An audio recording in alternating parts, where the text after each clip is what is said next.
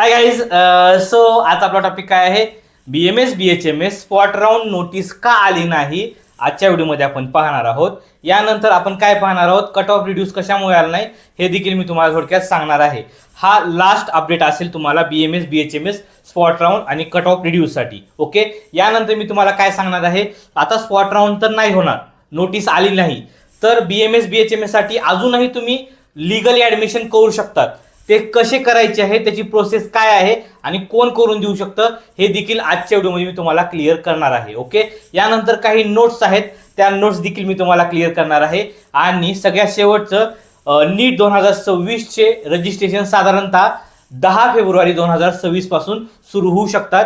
तर तुम्हाला कोणते डॉक्युमेंट्स तयार ठेवायचे आहेत हे देखील मी तुम्हाला थोडक्यात सांगणार आहे. ओके, इन शॉर्ट आज मी BMS BHMS बद्दल तुम्हाला शेवटचा व्हिडिओ म्हणजे शेवटचे अपडेट देणार आहे, काय काय प्रोसेस झालेली आहे आणि काय पुढे होणार आहे का नाही. ओके, लक्षात. आता वन बाय वन पाहू. ओके, सो गाईज आजचा आपला टॉपिक काय आहे, BMS BHMS cut off reduce बद्दल आणि स्पॉट राऊंड बद्दल लास्ट अपडेट काय आहेत हे तुम्हाला मी सांगणार आहे. ओके, यानंतर ऍडमिशन लीगली कसे करायचे आता हे देखील तुम्हाला थोडक्यात सांगणार आहे. यानंतर ओव्हरऑल व्हिडिओमध्ये सर्व इन्फॉर्मेशन तुम्हाला पाहिजे आहे, टाइमपास म्हणून पहा, काय अडचण नाही. ओके, आता वन बाय वन पहा. ओके, सो गाईज पहिल्यांदा पहा BMS BHMS cut off reduce spot round overall information, सर्व इन्फॉर्मेशन आपण पाहणार आहोत. Okay, so guys Ayush cut off reduce म्हणजेच इलिजिबल क्रायटेरिया म्हणजेच क्वालिफाईंग क्रायटेरिया साठी NCSIM ने अगोदरच सांगितले आहे, आम्ही 3 ते 5 हजार विद्यार्थ्यांसाठी लाखो विद्यार्थ्यांचा लॉस करणार नाहीये. ओके, या ठिकाणी टाइम टेबल एक्सटेंड करू शकत नाहीये, त्याच्यामुळे NCSIM आपला कट ऑफ रिड्यूस करणार नाहीये, हे तुम्हाला आता सांगतो. आता हे का सांगत आहे, अजूनही विद्यार्थी विचारत आहेत व्हिडिओच्या कमेंटमध्ये की कट ऑफ रिड्यूस होणार आहे का नाही सर, तर तुम्हाला आता सांगतो गाईज, कट ऑफ रिड्यूस होणार नाहीये. ओके, लक्षात. यानंतर पुढचं पहा guys, so cut off reduce 100% नाही होणार. ओके, अजून जर होप्स ठेवले असतील तर आता गपचिप रिपीट करा, क्लिअरली सांगत आहे तुम्हाला मी. ओके, सो कारण सीट्स जरी राहिल्या तर त्या तशाच राहतील. सो बॅक टू स्टडी, तुमच्या स्टडीवरती कॉन्सन्ट्रेट करा.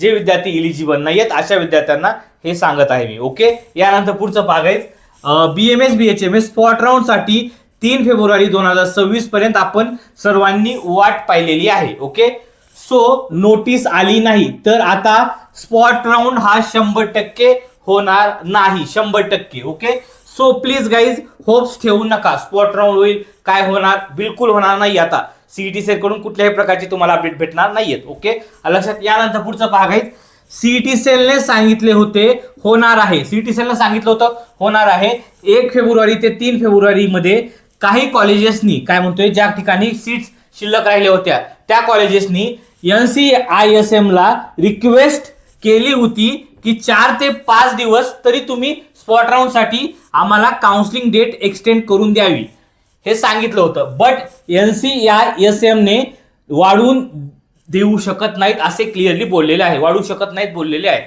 आता का ते देखील तुम्हाला सांगेल. ओके, सो गाईज NCISM चे म्हणणे आहे आम्ही डेट वाढवून देऊ शकत नाही, कारण या ठिकाणी 10 फेब्रुवारी 2026 पासून नीटचे रजिस्ट्रेशन सुरू होतील असे ते बोललेले आहेत. त्याच्यामुळे डेट ही वाढवण्यात आलेली नाहीये, त्याच्यामुळे स्पॉट राऊंड हा रद्द झालेला आहे. क्लिअर म्हणजेच इलिजिबल क्रायटेरियासाठी आणि स्पॉट राऊंड साठी NCISM जिम्मेदार आहे. ओके, लक्षात, समजलं. सो गाईज नोट पहा, सो गाईज 2025 साठी NCISM ने इलिजिबल क्रायटेरिया आणि स्पॉट राऊंड साठी नकार दिला आहे. हे तुम्हाला बरोबर वाटतंय का चूक वाटते हे कमेंट मध्ये नक्की सांगा गाईज, मला नक्की सांगा तुम्ही. ओके, लक्षात. यानंतर पुढचं पहा गाईज, काउन्सिलिंग सांगत आहे, पुढची नोट पहा गाईज, काउन्सिलर सांगत असेल आता पण नोटीस येऊ शकते, येणार आहे. सो त्यांचं ऐकू नका, कारण खूप उशीर झालेला आहे. आपलं गपचिप स्टडीवरती कॉन्सन्ट्रेट करा. लक्षात, समजलं तुम्हाला. ओके, यानंतर सगळ्यात मेन टॉपिक सर्व विद्यार्थ्यांना माहित असायला पाहिजे, जस्ट कॅज्युअली म्हणून सांगतो तुम्हाला. Okay, so guys BMS BHMS spot round नाही होणार आणि नाही झाला तरी तर आता ऍडमिशन कसे करायचे लीगली मस्ट वॉच, थोडक्यात सांगतो तुम्हाला. पटले तर 100% प्रयत्न करा. ओके, सो गाईज यामध्ये पहा, so guys just try college contact, कॉलेजला तुम्हाला बोलायचे आहे. ओके, आणि त्यांना काय बोलायचे आहे, कोर्ट थ्रू ऍडमिशन करून देऊ शकतात का नाही.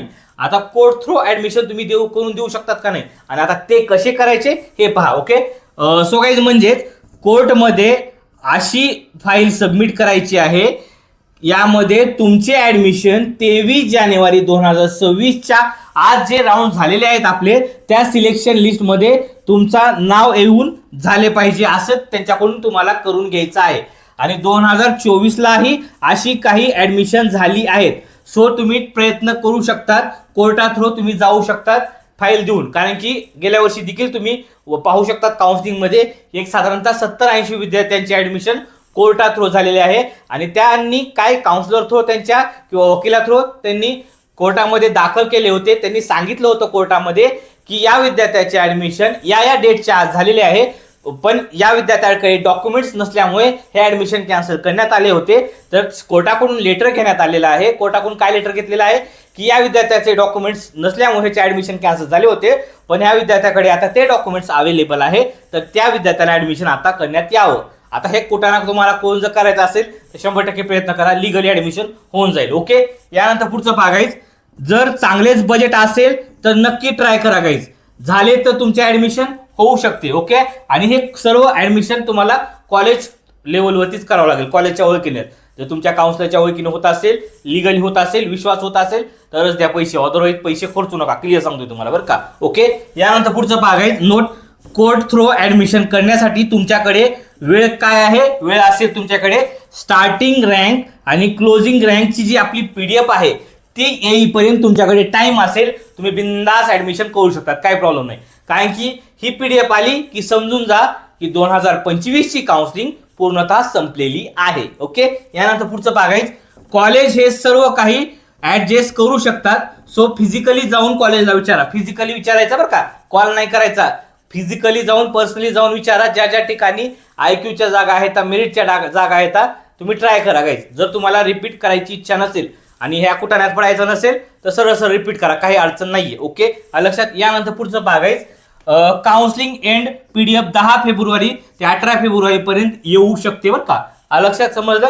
आणि सो गाईज, नीट 2026चे रजिस्ट्रेशन 10 फेब्रुवारी 2026 पासून सुरू होऊ शकतात. ओके, यामध्ये जर तुम्हाला काही क्युरीज वगैरे असेल, काय विचारायचं असेल तर मी माझा खाली नंबर दिलेला आहे, तुम्ही मेसेज किंवा कॉल करून माझ्यासोबत डिस्कस करू शकतात. ओके, इन केस जर तुम्हाला काही विचारायचं असेल कमेंटमध्ये सर्व तुम्ही विचारा, मी तुम्हाला कमेंटमध्ये आन्सर करेल. ओके, काय अडचण वगैरे असेल मला कॉल करा. Bye guys.